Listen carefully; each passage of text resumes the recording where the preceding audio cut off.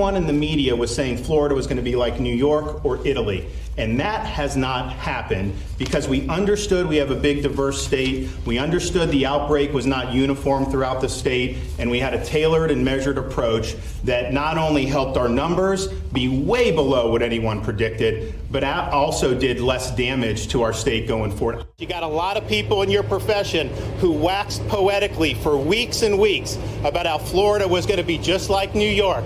Wait 2 weeks, Florida's going to be next. Just like Italy, wait 2 weeks. Well, hell, we're 8 weeks away from that, and it hasn't happened. Not only do we have a lower death rate, well, we have way lower deaths generally, we have a lower death rate than the Acela Corridor, D.C., everyone up there.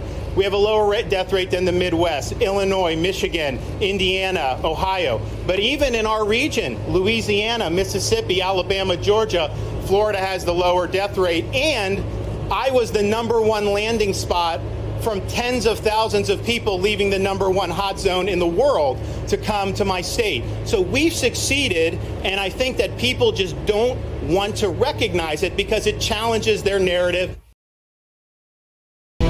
But again, at the top of the hour, this breaking news just moments ago, Florida shattering its coronavirus case record for a single day, and the numbers are staggering. The state reporting 15,300 new infections. It is the highest number on record, and it brings the state's total number of cases now to more than 269,000. Let me give you a little bit more context for these numbers, though. 15,300 today, taking the state's total now to about 270,000. The biggest previous single-day high was California 4 days ago, around 11,600. New York in mid-March at its peak hit about 11,500. This is way above that.